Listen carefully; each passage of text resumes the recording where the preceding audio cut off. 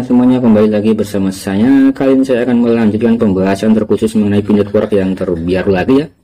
Di sini ada informasi yang sangat mantap sekali, lagi-lagi dikutip oleh Priwan News TV beberapa waktu yang lalu pada tanggal 7 Desember ya. Ini informasi yang sangat hangat sekali rekan-rekan. Di sini ada Dr. Nicholas Kokalis ya, yang mana di sini Elon Musk juga menambahkan pembayaran cryptocurrency ke dalam Twitter. Dan kami akan masuk ya dan nantikan. Nah, menurut informasi berdasarkan judul di sini ya, Dr. Nicholas atau dengan cryptocurrency P-Network-nya mungkin akan bergabung dengan Twitter ya. Karena di sini Twitter melalui Elon Musk-nya telah menambahkan metode pembayaran cryptocurrency di dalam Twitter kan. Dan ini cukup menarik sekali ya. Apakah akan ada semacam kolaborasi antara P-Network dan juga Twitter ya, atau antara Nicholas dan juga Elon Musk? Nah, kalau kita bahas keduanya, tentu di sini akan sangat menarik sekali ya, dan akan memunculkan semacam spekulasi-spekulasi yang liar di kalangan para pionir maupun non pionir di seluruh dunia ya. Nah, terlepas dari hal tersebut, di sini ada artikel yang cukup menarik sekali untuk kita bahas secara bersama-sama, terutama menjelang fase open mainnet yang sangat kita nanti-nantikan. Jarak tak terbatas dan orang tak terhitung jumlahnya, semuanya terkait dengan diri sendiri. Di sini menurut berita terbaru, Elon Musk berencana untuk menambahkan fungsi ke Twitter ya pada tahun 2023, yaitu menggunakan aset atau token atau koin ya yang terinskripsi sebagai alat tip untuk Twitter ya. Nah, ini cukup menarik sekali ya, mengingat Elon Musk memang rajanya cryptocurrency ya, the king of the crypto, yaitu Elon Musk ya, yang memiliki banyak aset di dalam cryptocurrency maupun saham maupun sebagai pengusaha yang sukses ya. Kemudian di sini ya, sejak berita tersebut tersiar, kami juga telah mengatakan sebelumnya bahwa akuisisi Twitter oleh Elon Musk jelas tidak sesederhana itu. Dia akan melakukan sesuatu untuk memajukan era Web3 dan mengubah Twitter menjadi batch pertama aplikasi Web3 ya. Nah, ini semakin mantap sekali rekan-rekan, dan mungkin kalau ini bisa terrealisasi, mungkin Twitter akan menjadi salah satu sosial media pertama ya yang mengusung teknologi Web3 yang menambahkan fitur pembayaran dengan cryptocurrency terinskripsi pertama di dunia ya rekan-rekan. Kemudian semakin banyak berita yang memberitahu kita bahwa apa yang harus dilakukan, Elon Musk sangat jelas sekali ya.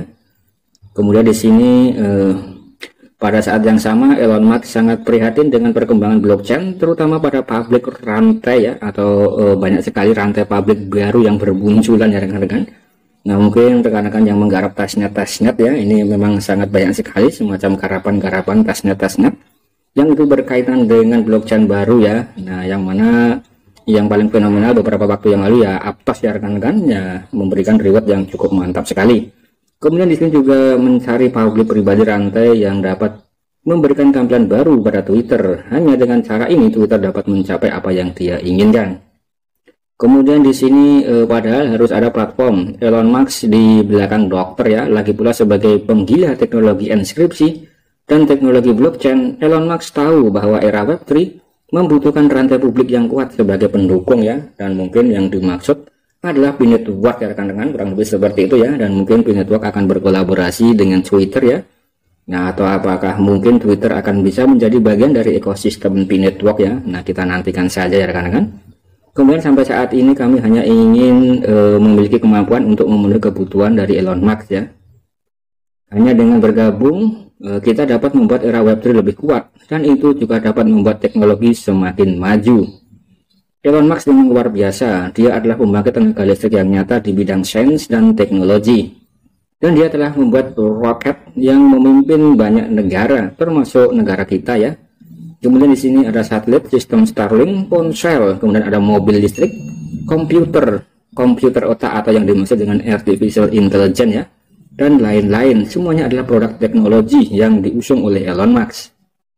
Kami mengatakan ini karena kami ingin memberitahu semua bahwa apa yang dilakukan oleh orang-orang besar ini dan apa pengaruhnya terhadap kami. Kemudian memahami dinamika adalah melihat tren dengan jelas, dan memahami tren sehingga kita dapat menangkap apa yang kita miliki sekarang, menangkap peluang dan melihat harapan yang lebih banyak lagi. Kemudian di sini Dr. Nicholas dan Elon Musk telah terhubung sejak lama dan segera semua orang akan dapat melihatnya. Jadi menurut informasi di sini adalah informasi yang sangat top markotop, jos, gandros, lezat, legit, dan bergizi ya rekan-rekan. Tanpa kita sadari ternyata Elon Musk sudah menjalin hubungan dengan Dr. Nicholas ya dalam hal pengembangan bisnis era Web3 rekan-rekan. Ini cukup menarik sekali ya.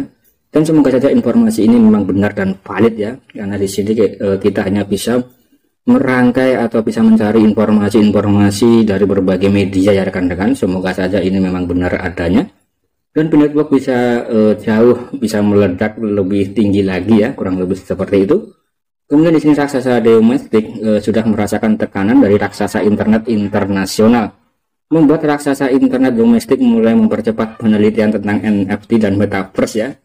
Nah, jadi di sini ada semacam persaingan ya. Selain itu, menurut banyak sumber, sudah banyak perusahaan dan grup kuat di Cina yang mulai mempelajari aplikasi Web3. Nah, ini sudah cukup menarik sekali, bahkan beberapa waktu yang lalu pernah saya bahas tentang di Cina yang ada semacam pembelajaran ya melalui dosen-dosen mereka yang memberikan pelajaran tentang Web3 Pi Network kepada para mahasiswa-mahasiswanya yang ada di kampus-kampus di negara Cina sana ya rekan-rekan. Oke rekan-rekan, dan menurut informasi di sini ya, rupanya banyak perusahaan-perusahaan ini yang mulai mempelajari aplikasi Web3 ya, mungkin untuk mengembangkan perusahaannya ya, dan jauh lebih dari itu ya rekan-rekan. Karena di sini untuk teknologi Web3 memang teknologi yang paling canggih sampai saat ini.